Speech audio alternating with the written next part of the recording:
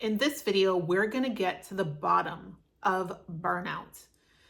And more specifically, we're going to get to the bottom of spiritual burnout. You probably, if you're watching this video, you probably are doing all the right things.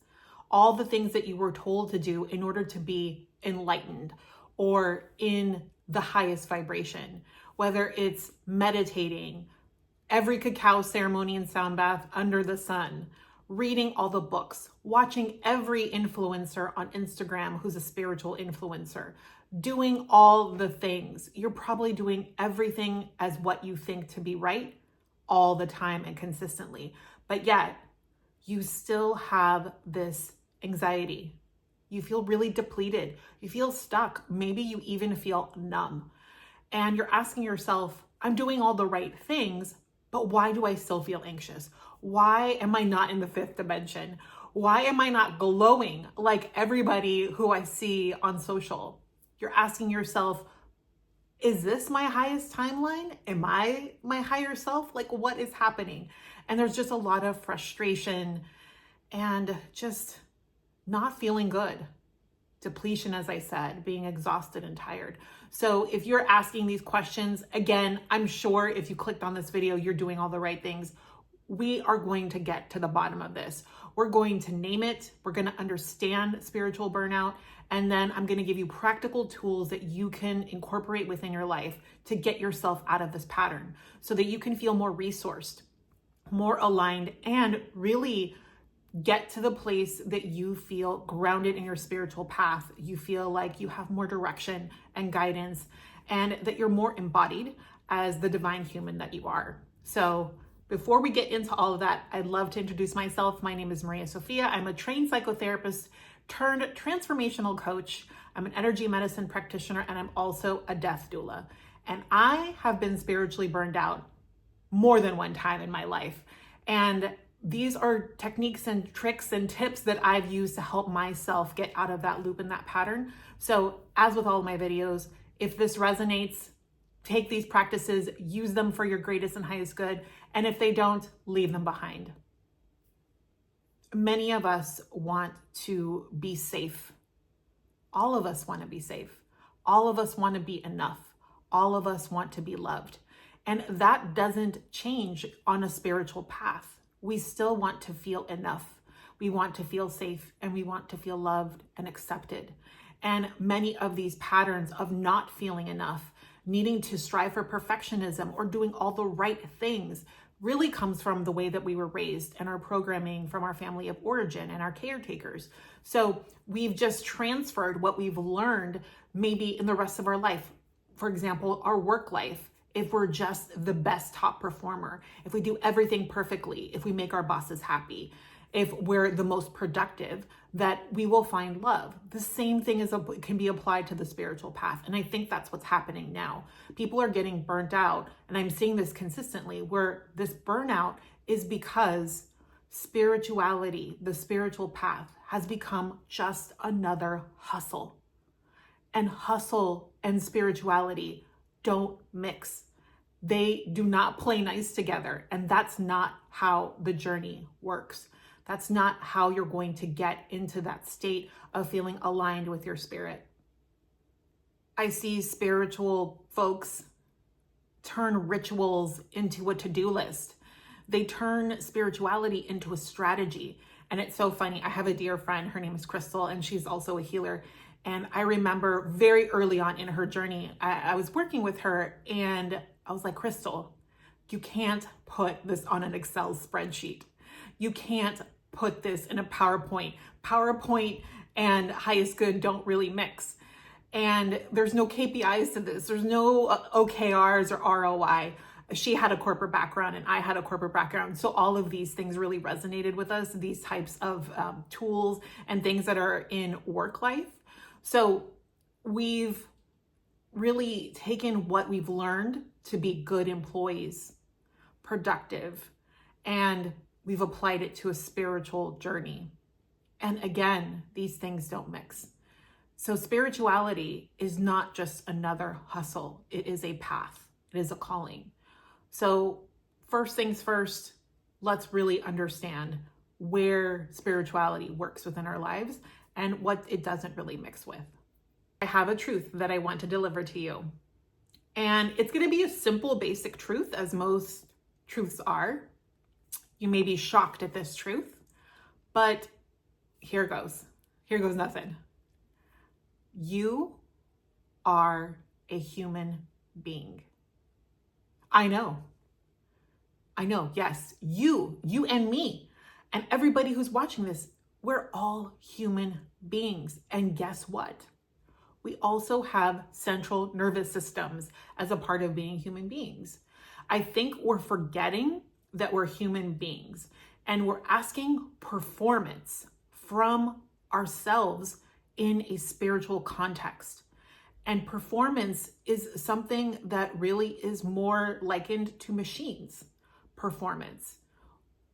We're not here to perform in a spiritual context. We're here to be. We're here to pause. We're here to embody, and we're here to live our truth, whatever that truth is for you. And truth can change. Your truth can change. Our stories change. And I'm not talking about getting caught up in your story, but really providing yourself the space to live your truth in an embodied way, whatever that means for your spiritual path. What does burnout feel like? So I think one of the first hallmark symptoms of burnout is feeling flat, emotionally flat. And maybe you even feel stuck or numb. That is typically the first sign. The second sign is guilt. Feeling like you're not grateful enough. You're constantly trying to be grateful for every little thing from a place of constriction and compulsion rather than expansion and deep down gratitude. It's become a rote thing. Just like with the flatness, that flat emotional stagnation is a response to all that burnout. So the emotional flatness, and then the guilt and shame. And you may be having some physical symptoms as well. And these physical symptoms, I am not a doctor, just to be clear, these can be indicative of other physical ailments, but I've seen these tie into spiritual burnout and burnout in general. Not sleeping or sleeping too much, gaining weight or losing weight rapidly. Again, these are other signs of other medical conditions, but they can also be tied into spiritual burnout. Having nightmares, a lack of joy, just not feeling joyful about anything, not getting excited about things. That's another kind of telltale sign, is not having any spark of excitement for maybe something that a year ago, 2 years ago, or even more would really lit you up. There is also the trap of comparison. You're constantly comparing yourself to other people, which comparison is definitely the thief of joy. You are comparing yourself to others and then saying, wait, I'm behind. I should be further along. That compulsion to be further along, how you should be at some sort of stage. And the spiritual path is not linear at all. So it really creates this loop and this cycle and this pattern of needing to be further along. You also feel like if you only had the right course, the right teacher, the right mentor, the right book, and it would unlock everything and you would just get there and your life would click into place. But then you said that the last time you picked up a course or a book or decided to work with a mentor or teacher. So there's this compulsion again. There's a lot of compulsive thinking and behavior of maybe it's the next thing. Maybe it's the next thing. It's like trying to win the lottery of spirituality by maybe the next ticket is going to be the one that's going to unlock everything for me. So that is a cycle. All of these are kind of cycles and patterns and habits of behavior that are causing the mass depletion and are causing this spiritual burnout. And this is what it feels like. So our souls are not asking us to perform. Our souls are asking us to pause, to slow down, to be, to remember who and what we authentically are, which in my perspective is we are humans and we are divine. We are both things simultaneously. And why would this burnout even happen? Well, The first reason that this burnout would happen is you are overstimulated. You're listening to too many books or reading too many books, too many ceremonies, too many reels, too many courses, just incredible amounts of overstimulation. Remember that central nervous system we talked about? Yeah, well, it's kind of going haywire and it's starting to shut down. And a lot of times there's also a lot of conflicting information that you may be coming about. So there's the too much information and the conflicting information. And I have a great story that will illustrate this. I, in all my infinite wisdom, decided that I was going to read Raja Yoga and I was going to read Healing Through the Tao by Mantak Chia at the same time. I was like, I could totally read both of these books at the same time and I'll be fine. So I'm reading them both simultaneously. I don't recommend this. I mean, unless you're a really trained reader to do this and you can read multiple books at the same time. I'm not trained like that. My brain doesn't work like that. I like to settle on one thing, complete it, and then move on. So I'm reading both of these books. Super fascinating. I'm resonating with everything that Raja Yoga is saying. By the way, Raja Yoga is called Royal Yoga, and it's said to be the basis for many types of yoga that we practice today here in the West, and potentially also the roots of Kundalini Yoga. That has also been theorized. So I'm reading Raja Yoga. I'm reading the Mantak Chia book. I get to the place where the Raja Yoga book says that celibacy is the key to spiritual enlightenment, and being celibate really, really helps you to get there, to get you to higher planes. I was like, okay. But then I'm reading Mantak Chia's book, and Mantak Chia is saying the exact opposite of what Raja Yoga is saying. Now, I understand that these are two very different perspectives, but when I got to both of those places seemingly serendipitously at the same time in each of these books, I kind of short-circuited. I was like, wait a minute, but Raja Yoga is saying this, and then Mantak Chia is saying this. Who do I listen to? So I had to put both the books down because I was just too overwhelmed. I was reading too much, and then I was reading too much conflicting information. So one thing at a time. But really, it's that emotional, mental, spiritual overwhelm that I'm speaking to as the first reason that you're feeling burnt out. The second reason why you're burnt out is that you're trying to do healing alone. Now, I get it. You may be a lone wolf. You may love to work independently. I understand that. But there's this great African proverb that sums it up. If you want to go somewhere fast, go alone. If you want to go somewhere far, go with others. And I'm not saying you need to have some massive community behind you. Even one person as a sacred witness can really help you to move further along in your spiritual journey and help to relieve some of that loneliness, because the spiritual journey can be very lonely. Again, we need to do our own work, but having a sacred witness, even if it's one person, can really change so much for you in a positive way. Number 3, you're spiritually bypassing and not realizing it. You're overriding your emotions and labeling them as low vibration. And when you do that, you cause a lot of energy to be expended in separating yourself from emotions that you actually need to process. Trauma does not go away with affirmations. You actually need to process trauma. And sacred rage cannot be plastered over with love and light. You can't just ignore your emotions. I mean, you can ignore them.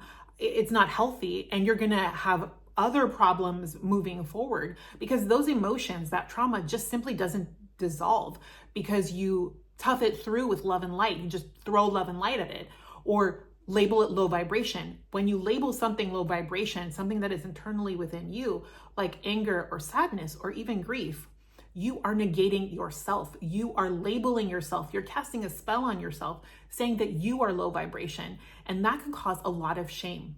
Again, trauma doesn't go away, doesn't get dissolved with affirmations. So be very mindful about the words that you use and the labels that you use with the emotions and the trauma that you have. Seek professional help, especially with trauma. This is not something that you can go at it alone. So seek professional help, and then just be mindful and, again, intentional with the words that you use and the labels that you use for the emotions that you have, and not spiritually bypass them, not create a condition where it's low vibe. Any emotion that you have is low vibe, and plastering love and light on everything or toxic positivity is going to solve everything. It's just not. Number 4, this is going to be a little bit of a rough one. For me, really, it's been a rough one, and it's something that I've had to learn. You forgot that you have a body, and embodiment is really where the healing happens. Our physical bodies are where healing happens. And look, I'm all for altered states of consciousness and non-ordinary states through any and all means.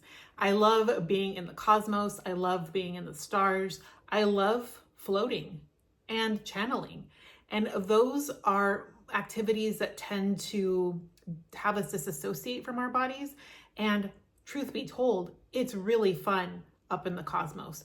And I love the lightness of it. But that can't be the state that you constantly live in, being ungrounded, not being embodied, not being here, landing in this time, this place, this space, this human life that you have. We decided to have human bodies and live in the reality that we're in for a purpose. So bodies are great. Being a human is amazing. So let's remember that. Number 5, you're under the influence. And I don't mean of substances. I mean, you're under the influence of spiritual influencers. You have taken on all the voices of the spiritual influencers that you follow, and it's getting real crowded up in your head, and you can't hear your own voice. So I have this really great digital detox. If you would like to get it, it's free. It's on my website. Just go on to themariasophia.com, get the digital detox book. It will be really, really helpful. Again, it is free. Check it out. It gives you a whole method called the sober method about how to get out from under digital influence, especially in spirituality and self-help. So check over on my website for that. But you are under the influence of these spiritual influencers. And again, your voice is not clear. So what to do? As you know, I love practical applications within the context of spirituality. I like actual things that you can do in your real life that can help you to work through what you're feeling and what you're experiencing. So now we're going to get into the how-tos of how to be more resourced, how to come back home to yourself and get out of the cycle of burnout. So what do we do when we're overwhelmed? We don't doom scroll. We sacred pause. We pause. What I invite you to do is to, for at least 7 days, depending on how deep you're in burnout, 7 days is the minimum.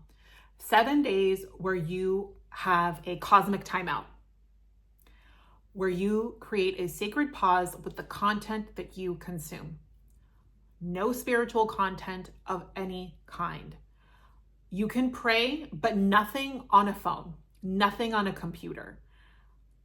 You can pray, you can meditate if that feels good, but any kind of input that comes through, influencers, reading books, going to cacao ceremonies, going to sound baths, for 7 days, you just take a cosmic timeout, a sacred pause, and you release yourself from the need to have all of these inputs. That may sound radical, but it's really not. And depending on your level of burnout, 7 days may not even be enough for you. You may need 21 days to break that habit. But let's start off with 7 days. 7 days, no more spiritual inputs.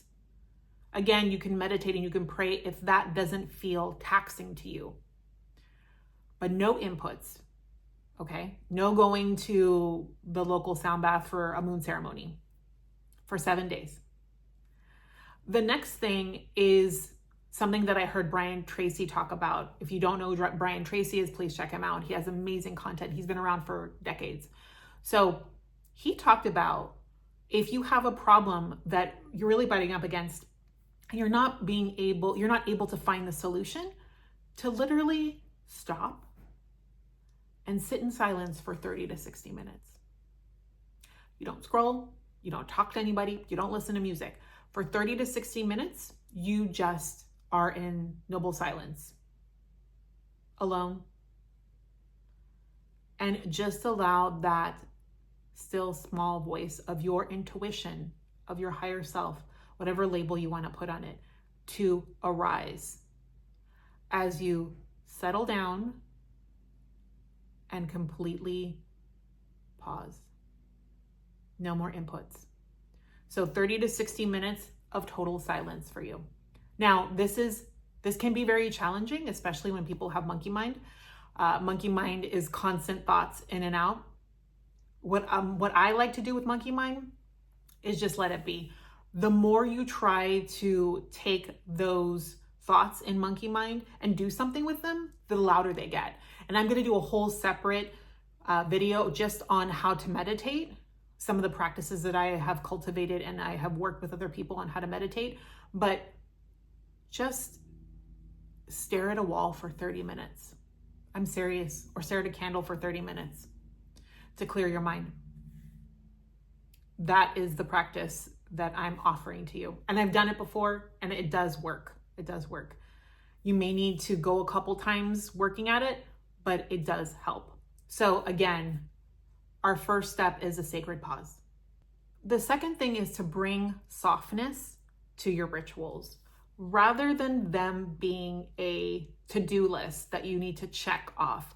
Okay, I went to the moon circle. Okay, I did this practice that I learned in a book.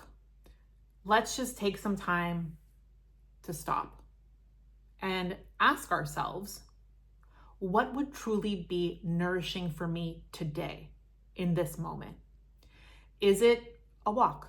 Is it a nap? Is it making soup? Whatever it is, what would truly be nourishing for me today? Rather than, again, doing the rote, let me do the new moon ritual at my house. Let me go to a sound bath. Again, it's more about the rote. We're breaking that rote cycle of just doing, and more so asking what needs to be alive. How can we be in this moment? What would be the most nourishing for us in this moment? Another practice that I like to do is I like to hum. I know it sounds funny, but I like to hum, or I like to tone. I do it in the car so that nobody hears me. But if you live alone, or maybe if you can escape outside of your house, if there's people that are constantly around, humming or toning, you could even go outside and just hum and tone for 5 to 10 minutes. It really helps to calm the nervous system down. And it's helped me more than a mantra would, because a mantra sometimes could be too connected to the mind. Humming and toning are very primordial. They're very basic within the human machine that we are. The third technique that I would recommend, or the third thing that I would offer to you, is to move your body, not just your mind. And I'll get to journals later, but put the journal down and go outside. Go out into nature. Take a walk in places where there's grass or there's trees. Hug a tree. You could also ground yourself, take off your shoes and your socks and walk in grass if that's available to you. Find a place where you can do that. Also, if you're at home, you can shake, you can dance, you can rock back and forth. All of these things, especially the shaking, it's called neurogenic tremoring. It actually helps to release stress and trauma. So shaking it out or dancing it out really, really helps moving your body in that way, because again, we have human bodies and it's important to get them involved within our spiritual journey and our process of healing. Another practice is breath work. And I love breath work. And I'm not saying you have to do like super crazy holotropic breath work or Wim Hof breath work. You could do an easy box breath. And I'm going to describe what that is right now. Very, very simple. So you're going to breathe in for 4 counts very slowly. So 1, 2, 3, 4. You're going to hold that breath for 4. 1, 2, 3, 4. You're going to exhale again for 4. 1, 2, 3, 4. And then you're going to hold that emptiness for 1, 2, 3, 4. This is a simple box breath, and it really helps to downshift that nervous system that might be triggered or activated. All my journaling friends, it's your time to shine. We have some journal prompts for you. So the first journal prompt is, what would I be if I didn't have to be spiritual today? So what would I be if I didn't have to be spiritual today? Second question is, what does it feel like to not have to be spiritual today? What does it feel like to not have to be spiritual today? What emotions are arising today as I'm not being spiritual? Write down your thoughts, write down any emotions that you're having, and really, you can continuously ask yourself every single day. You can do this prompt for 7 days and see what the themes are. See what threads you can pull that will point you to freedom. So again, these journal prompts are meant to go in and release you of the pressure that you have maybe artificially placed on yourself to be spiritual and what that means. So that is for all of my journaling friends. So the fifth thing I would like to share and offer to you is to seek safe connection. You don't need a community of thousands or hundreds in order to find safe connection. Community is wonderful, but communities can be very wily. And I think it's best to start with something small, which is not actually small.